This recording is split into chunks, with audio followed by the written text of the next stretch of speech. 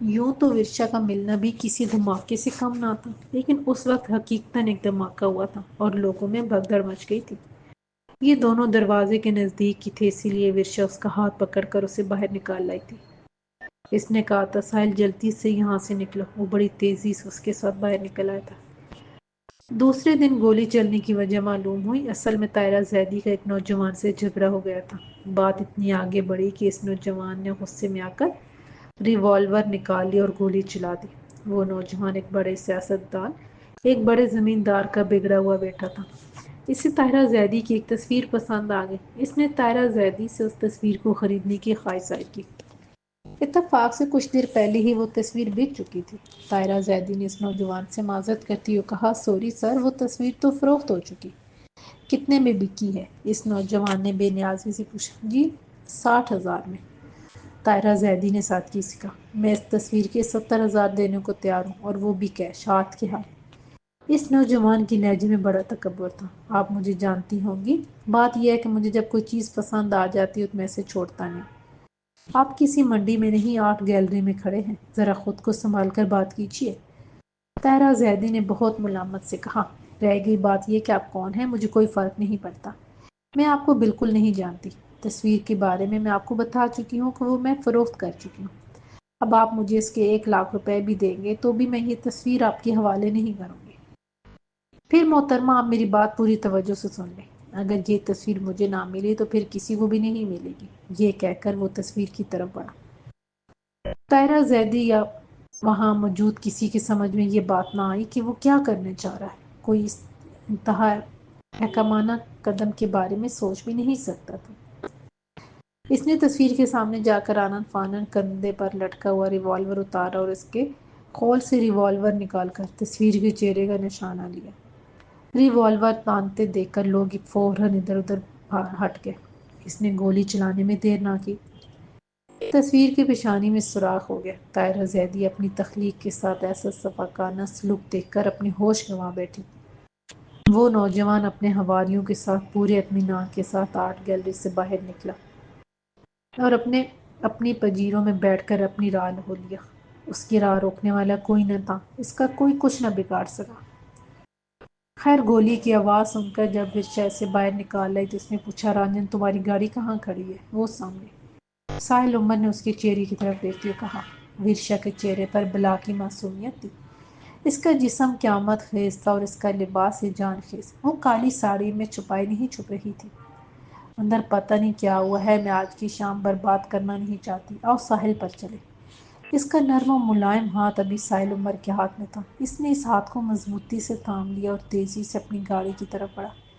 وہ جلد از جلد اس افراتفری کی فضا سے نکل جانا چاہتا تھا۔ تم کہاں جاؤ گی؟ ساحل تو تمہارے پاس ہے۔ اس نے گاڑی سٹارٹ کرتے کہا، سمندر پر چلو۔ اس نے اسے تیکھی نظروں سے دیکھا۔ میں کسی سمندر سے کم ہوں کیا؟ ساحل عمر نے گاڑی کی سپیڈ بڑھاتے ہوئے کہا۔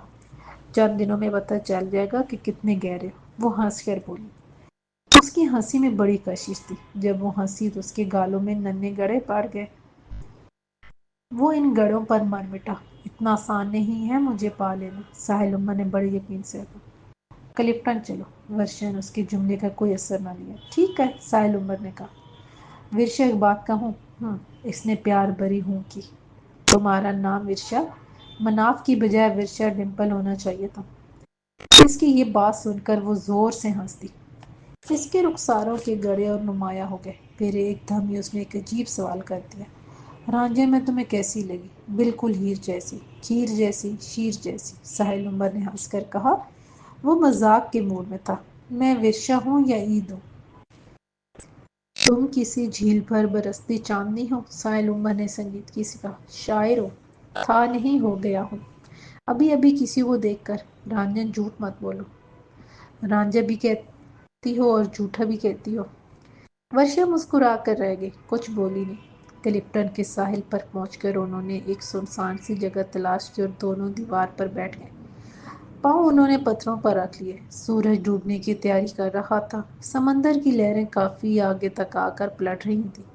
سامنے ایک فیملی لہروں سے کھیل رہی تھی۔ ان کے نزدیک ایک اونٹ والا اپنا اونٹ لیے کھڑا تھا۔ ایک دو گھوڑے والے بھی ادھر ادھر گھوم رہے تھے۔ لہریں لیتا سمندر، تھال نما سورج، سرخی مائل آسمان، عجیب منظر تھا۔ ورشا، تمہیں سمندر کیسا لگتا ہے؟ تم جیسا، اس نے بلا تکلف جواب دیا۔ اور میں کیسا ہوں؟ سمندر جیسے۔ گویا میں اور سمندر اصل میں ایک ہیں، اس نے معنی خیز انداز میں کہا۔ ہاں، ساحل اور سمندر جیسے، چولی دامن، چاند اور چکور جیسے، بادل اور برسات جیسے ساز، اور آواز جیسی گھنگرو، اور پاؤں جیسے انسان اور شیطان۔ ساحل عمر نے ہنس کر کہا۔ وہ بھی ہنستی۔ سرخ ہوتی دھوپ میں اس کا سفید چہرہ ایک دم گلنار ہو رہا تھا۔ تیز ہوا اس کی ریشمی زلفوں کو اس کے چہرے پر بکھیر رہی تھی۔ ساحل عمر اس کا چہرہ غور سے دیکھنے لگا۔ ساحل، تم ایک بات بتاؤ، مجھے شیطان بہت اٹریکٹ کرتا ہے۔ اس نے ایک عجیب بات کہی۔ واقعی؟ کیا تم سنجیدہ ہو؟ وہ تھوڑا پریشان ہوا۔ ہاں ساحل، یہ ہماری عورتیں بچھو اور سانپ سے بہت ڈرتی ہیں۔ بچھو اور سانپ تو بہت بڑی بات ہے، چھپکلی دیکھ کر ان کی جان نکلتی ہے، لیکن میں سانپ بچھو سے بالکل نہیں ڈرتی۔ چھپکلی تو خیر کوئی چیز ہی نہیں میرے لیے۔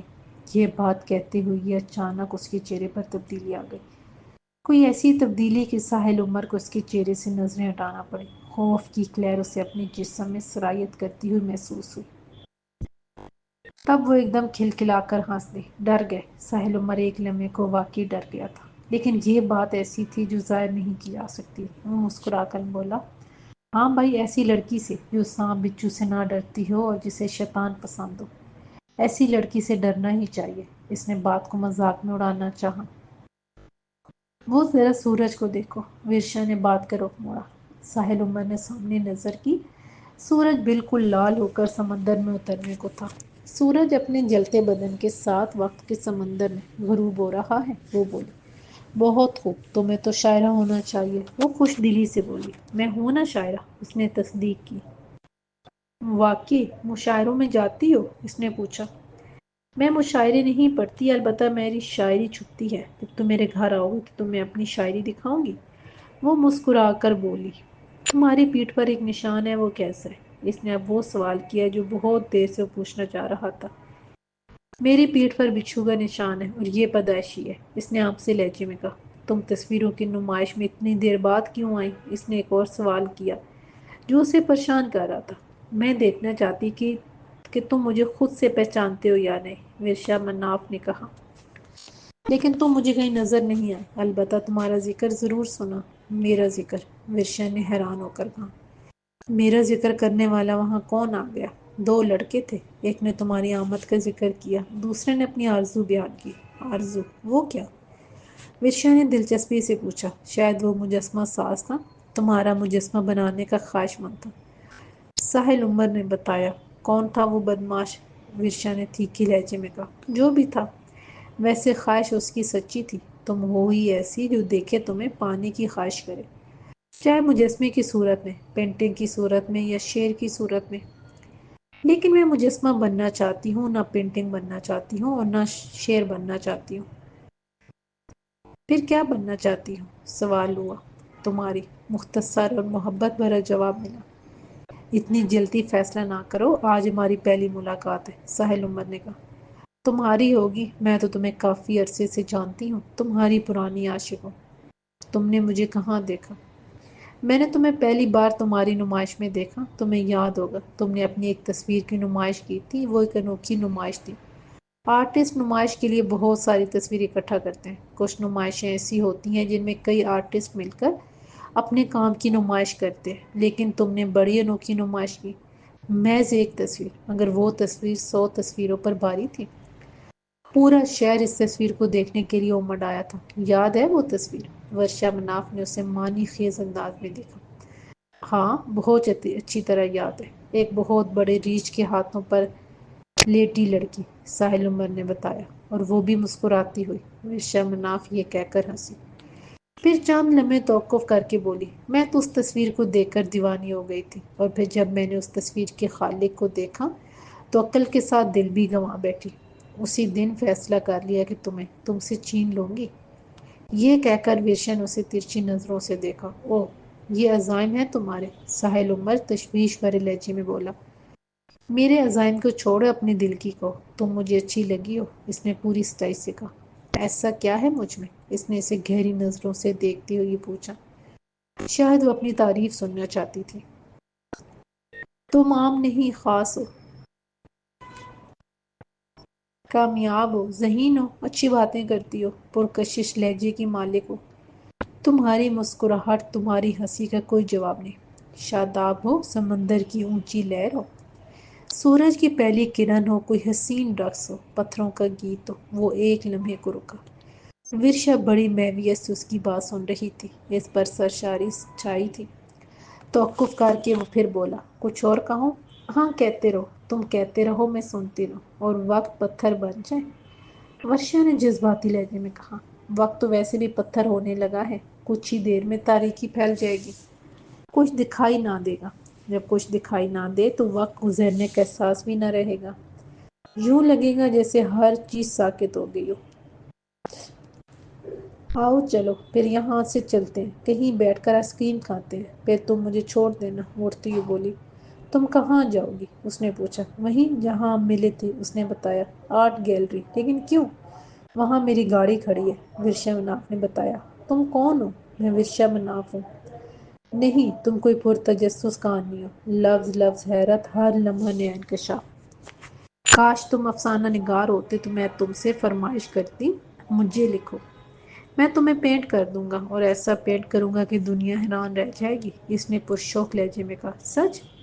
وہ شاداں ہو کر بولی، بالکل سچ، 100% سچ۔ ساحل عمر نے بڑے یقین سے کہا، چلو اب مجھے آئس کریم کھلاؤ۔ آئس کریم کھا کر جب ساحل عمر نے ورشا مناف کو اس کی گاڑی میں بٹھایا اور وہ گاڑی سٹارٹ کر کے رخصت ہونے لگی تو اس نے اپنا خوبصورت ہاتھ اس کے ہاتھ میں دیتی ہوئے کہا، اب جلدی جلدی ملنا، دیکھو اب میں تمہارے بغیر رہ نہ پاؤں گی۔ پھر وہ چلی گئی اور ساحل دور تک اور دیر تک اس کی گاڑی کو جاتے دیکھتا رہا۔ اس کی گاڑی تو کب کی دوسرے گاڑیوں میں گم ہو چکی تھی، مگر وہ بھی وہیں سڑک پر کھڑا تھا، گمسم۔ اس کے جانے کے بعد اسے اپنی کوئی متاع عزیز گم ہونے کا احساس ہوا۔ اسے اپنا دل خالی خالی سا لگا۔ اسے لگا جیسے کچھ ہو گیا ہے، کیا ہو گیا ہے یہ اسے معلوم نہ تھا۔ کہیں اس سے کوئی محبت تو نہیں ہوگی؟ ویسے وہ اس قابل تھی کہ اس سے محبت کی جائے، وہ حسین بھی تھی اور ذہین بھی تھی۔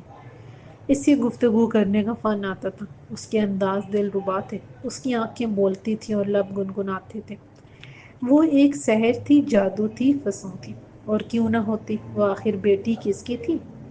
وہ ہندو ماں کی بیٹی تھی۔ اس کی ماں کا نام برکھا دیوی تھا، بنگالن تھی۔ اس کا تعلق کلکتہ سے تھا، ایک ایسی سرزمین جو اپنے جادو کے لیے مشہور ہے۔ شہر بنگال سے کون واقف نہیں؟ ورشا مناف کا نانا یعنی برکھا دیوی کا باپ کالی داس نام کا کالی داس نہ تھا، وہ واقعی کالی دیوی کا غلام تھا، اس کا پجاری تھا، جادو ٹونے ٹوٹکے کا ماہر۔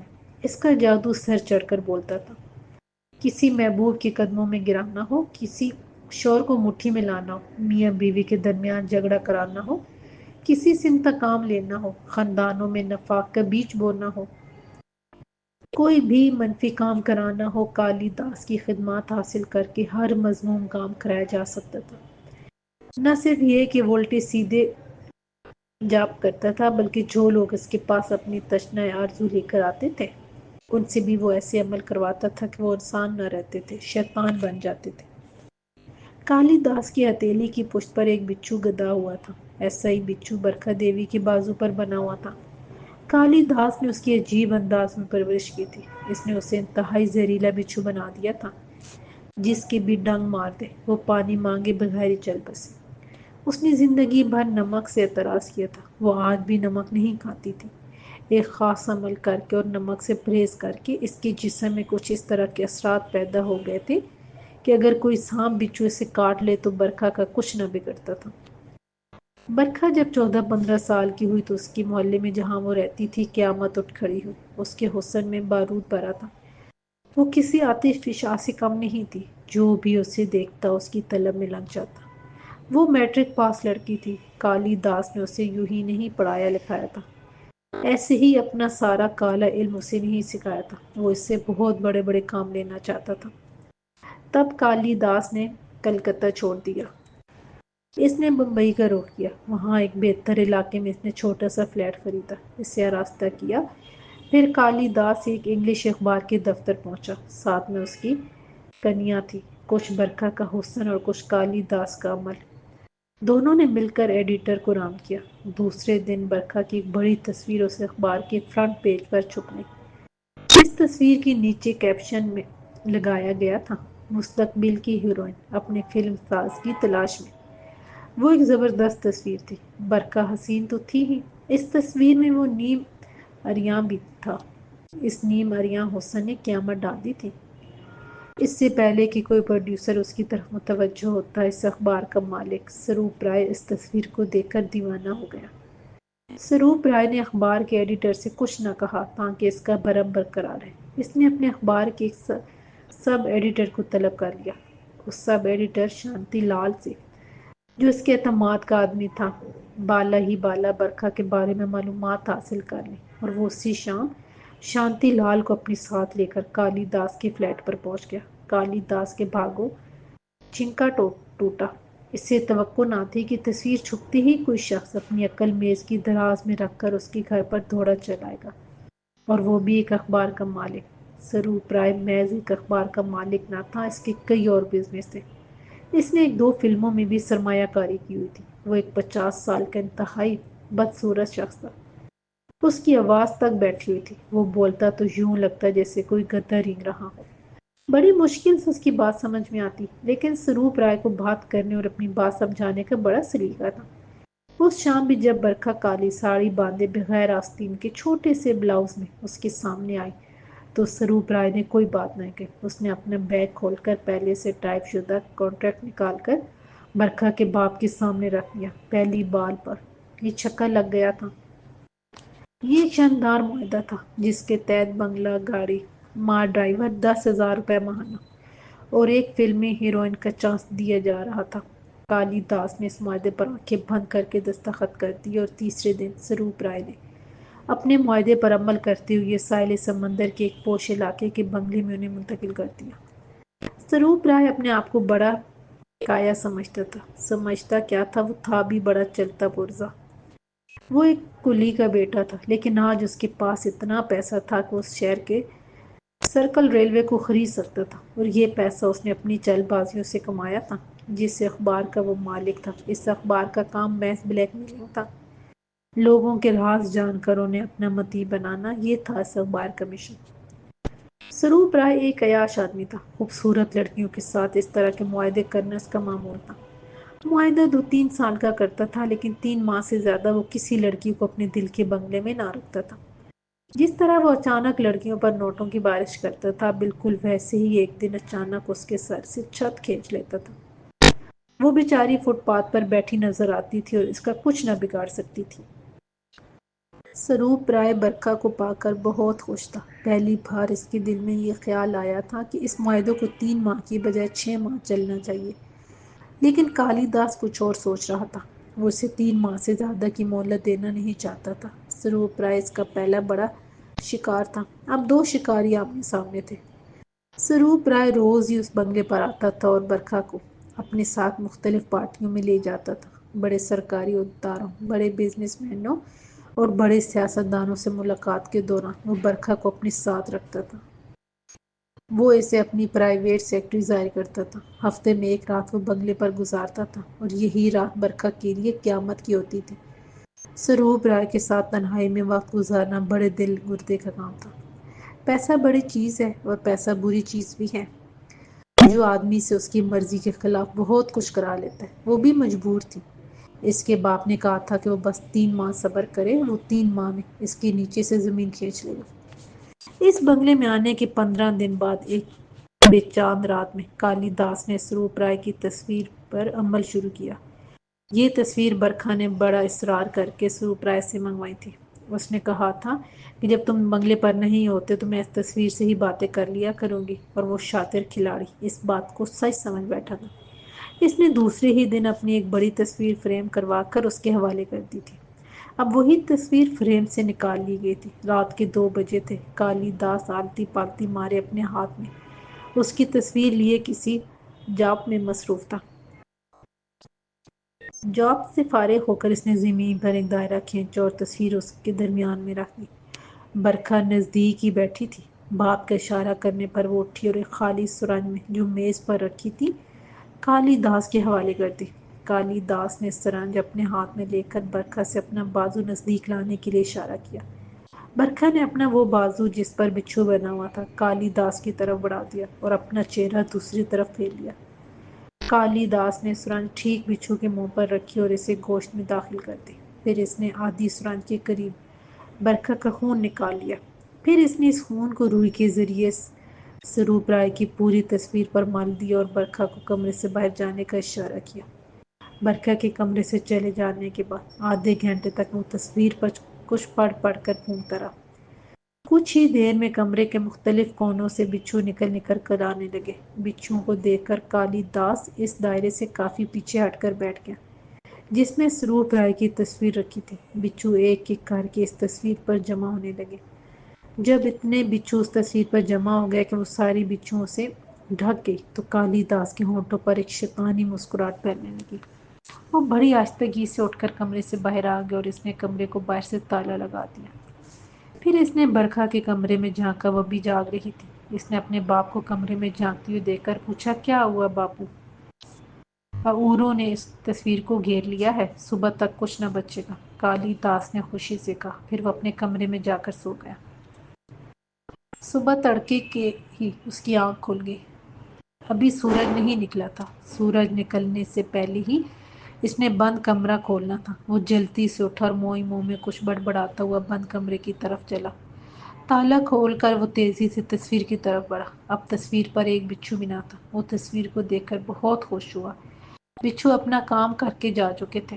اب وہاں سروپ رائے کی تصویر نہ تھی، بس ایک سفید کاغذ تھا۔ تصویر کو بچھو نے کھا لیا تھا۔ اس سفید کاغذ کو اس نے 4 برابر کے ٹکڑوں میں تقسیم کیا اور ماچس نکال کر ان ٹکڑوں کو ایک ایک کر کے جلانے لگا۔ پھر اس نے کاغذ کے ان ٹکڑوں کی راکھ ایک شیشے میں احتیاط سے جمع کر لی اور خوشی سے نعرہ لگایا، جی کالی۔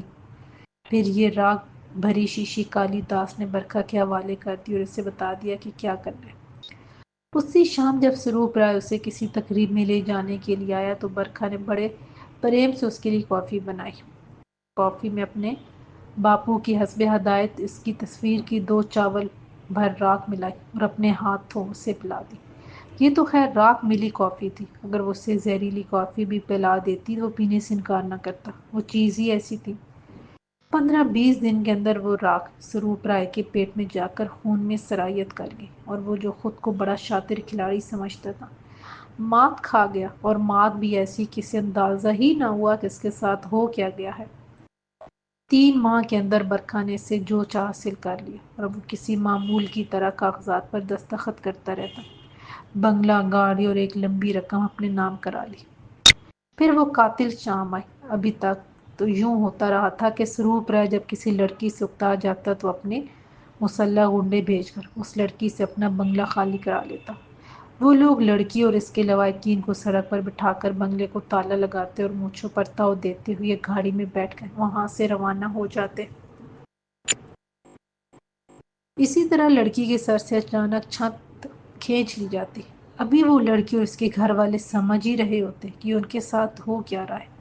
اتنے میں وہاں پولیس کی جیپ آ جاتی اور اتنے بڑے سیٹ کے بنگلے پر دھرنا مار کر بیٹھنے والوں کو مشکوک جان کر پولیس اسٹیشن لے جانے کی دھمکی دیتی تو وہ لوگ اس نئی مصیبت سے بچنے کے لیے وہاں سے چلے جانے میں ہی عافیت جانتے اور یوں 3 ماہ کے عیش کسی بھیانک خواب کی صورت میں ظاہر ہوتے۔ لیکن آج اس کے الٹ ہوا، وہ ہوا جس کا سروپ رائے تصور بھی نہیں کر سکتا تھا۔ اس قاتل شام جب وہ برکھا کے بنگلے پر پہنچا تو 2 گورکھا محافظوں نے جو بندوقوں سے لیس تھے اس کی گاڑی کو اندر جانے سے روک لیا۔ تم اندر نہیں جا سکتے، ایک گورکھا محافظ نے اپنے خونخوار مونچھوں کو مروڑ کر کہا۔ کیا بکتا ہے، تو جانتا نہیں کہ میں کون ہوں؟ سروپ رائے اپنی بیٹھی آواز میں بولا۔ تم کوئی بھی ہووے، اندر نہیں جا سکتا، رانی جی نے منع کیا ہے۔ رانی جی؟ کون رانی جی؟ برکھا رانی جی۔ اندر جا کر برکھا کو بولو کہ سروپ سیٹھ آئے۔ تم ادھر گاڑی میں بیٹھو، ہم رانی جی سے بات کر کے آتے ہیں۔ دوسرے گورکھا محافظ نے کہا۔ ٹھیک ہے، جاؤ پوچھو، سروپ رائے غصے سے بولا۔ تھوڑی دیر کے بعد وہ گورکھا محافظ واپس آیا تو اس نے بڑی سختی سے مخاطب ہو کر کہا، صاحب تم ادھر سے جاؤ، وہ تم کو نہیں جانتی۔ مجھ کو نہیں جانتی؟ یہ بنگلہ، گاڑی، یہ سب ٹھاٹ باٹ میں نے اس کو دیا ہے۔ یہ کوئی پاگل آدمی معلوم ہوتا ہے۔ آؤ اندر آ جاؤ، گیٹ بند کر لیتے ہیں، یہ کچھ دیر خود ہی بھونک کر یہاں سے چلا جائے گا۔ یہ کہہ کر وہ دوسرے محافظ کو اندر لے گیا اور انہوں نے اندر جا کر واقعی گیٹ بند کر لیا۔ سروپ رائے سناٹے میں آ گیا۔ یہ اس کے ساتھ کیا ہو رہا ہے؟ اس نے اپنا دل تھام لیا۔ پھر اس نے زور زور سے بیل بجائی، زور زور سے گیٹ پیٹا اور اپنی بیٹھی ہوئی آواز میں گلوگیر ہو کر کہا، برکھا دروازہ کھولے، دیکھو ایسا مت کرو، مجھ سے جو چاہے لے لو مگر مجھے خود سے محروم نہ کرو۔ میں اب تمہارے بغیر نہیں رہ سکتا، تمہارے بغیر مر جاؤں گا۔ تم نے جانے مجھ پر کیا جادو کر دیا۔ جواب میں اندر سے خون خوار کتے کی بھونکنے کی آواز کے سوا کوئی آواز سنائی نہ دی۔ اس نے دھاڑے مار مار کر رونا شروع کر دیا۔ وہ روتا رہا اور کہتا رہا، بھگوان کے لیے برکھا مجھے ایک بار اپنی شکل دکھا دو، مجھ سے میرا سب کچھ لے لو۔ روتے روتے اس پر دل کا دورہ پڑا۔ اس کا ڈرائیور اسے اسپتال لے کر پہنچا مگر وہ دورہ اتنا شدید تھا کہ وہ جانبر نہ ہو سکا۔ جس طرح سروپ رائے دوسرے لڑکیوں کے سر سے چھت کھینچ کر انہیں بے آسرا کر دیتا تھا، ویسے ہی کالی داس نے اس کے پیروں کے نیچے سے زمین کھینچ لی تھی اور اب وہ شمشان گھاٹ میں چندن کی لکڑیوں پر لیٹا جل رہا تھا۔ جو لوگ دوسروں کو جلاتے ہیں بالآخر خود انہیں بھی جلنا پڑتا ہے، یہی قانون قدرت ہے۔ اگرچہ بنگلہ گاڑی بینک بیلنس خود اپنی مرضی سے سروپ رائے نے برکھا کو بخشا تھا۔ اس سلسلے میں کوئی پریشانی والی بات نہیں تھی، پھر بھی کالی داس نے اس بنگلے میں رہنا پسند نہ کیا۔ بنگلہ گاڑی بیچ کر اس نے ایک اچھے علاقے میں فلیٹ خرید لیا، گاڑی بھی دوسری لے لی۔ 3 ماہ قبل جب سروپ رائے نے برکھا کو بنگلہ اور گاڑی دی تو گاڑی کے ساتھ ایک ڈرائیور بھی دیا تھا۔ اس ڈرائیور کا نام مناف تھا۔ یہ ڈھاکہ کا رہنے والا تھا اور ایک غریب مسلمان گھرانے کا چشم و چراغ تھا۔ بمبئی ہیرو بننے آیا تھا۔ وہ ایک پرکشش نوجوان تھا، ہیرو بننے کے قابل تھا، لیکن قسمت میں اس کے فلم لائن نہ تھی۔ وہ ہیرو بننے کی بجائے ڈرائیور بن گیا۔ تھوڑا پڑھا لکھا تھا، مہذب اور شائستہ تھا۔ سروپ رائے اسے ذاتی طور پر بہت پسند کرتا تھا، اسی لیے وہ اسے اپنی گاڑی پر ہی رکھتا تھا۔ اعتماد کا آدمی تھا۔ جب سروپ رائے کوئی نیا پنچھی پنجرے میں بند کرتا تو اپنی گاڑی کے ساتھ مناف کو ہی بھیجتا تھا، اور جب پنچھی کو آزاد کرنا ہوتا تو یہ کام وہ مناف کے ذریعے کروایا کرتا تھا۔ مناف سروپ رائے کا کل وقتی ملازم تھا۔ جب اس نے گاڑی برکھا کے حوالے کی تو مناف بھی اس کے ساتھ تھا۔ اس نے بنگلے کے سرونٹ کوارٹر میں رہائش اختیار کر لی۔ ڈرائیور کے ساتھ وہ ایک طرح کا نگراں بھی تھا۔ وہ بنگلے اور بنگلے کے مکینوں پر نظر رکھتا تھا۔ لڑکی کہاں جا رہی ہے، کس سے مل رہی ہے، کون لوگ اور کس طرح کے لوگ بنگلے پر آتے ہیں، یہ سب رپورٹ مناف سروپ رائے کو پہنچایا کرتا تھا۔ لیکن برکھا کے کیس میں مناف کی کھوپڑی بھی گھوم گئی۔ وہ سروپ رائے کو برکھا کے بارے میں رپورٹ دینے کی بجائے برکھا کو سروپ رائے کے بارے میں بتانے لگا۔ جس دن یہ لوگ بنگلے میں منتقل ہوئے اس کے دوسرے دن کی بات ہے۔ صبح ہی صبح سروپ رائے کا فون آیا۔ اسے مناف کی ضرورت تھی۔ اس نے برکھا سے کہا کہ وہ ذرا جا کر اسے پیغام دے دے۔ برکھا نے اس کے کوارٹر پر جا کر دروازے پر دستک دی تو اس نے فوراً دروازہ نہ کھولا، شاید وہ گہری نیند سو رہا تھا۔ بار بار دستک دینے پر کچھ دیر کے بعد جب وہ دروازے پر آیا تو راز کھلا کہ اس نے اتنی دیر سے دروازہ کیوں کھولا، اور یہ جو کچھ بھی ہوا بس اچانک ہی ہوا۔ مناف کو توقع نہ تھی کہ دوسرے دن ہی اتنی صبح وہ اس کے دروازے پر آ جائے گی، اور نہ برکھا کو یہ معلوم تھا کہ دوسرے دن ہی وہ اپنے ڈرائیور کو ایسی حالت میں دیکھے گی کہ اپنے ہوش گنوا بیٹھے گی۔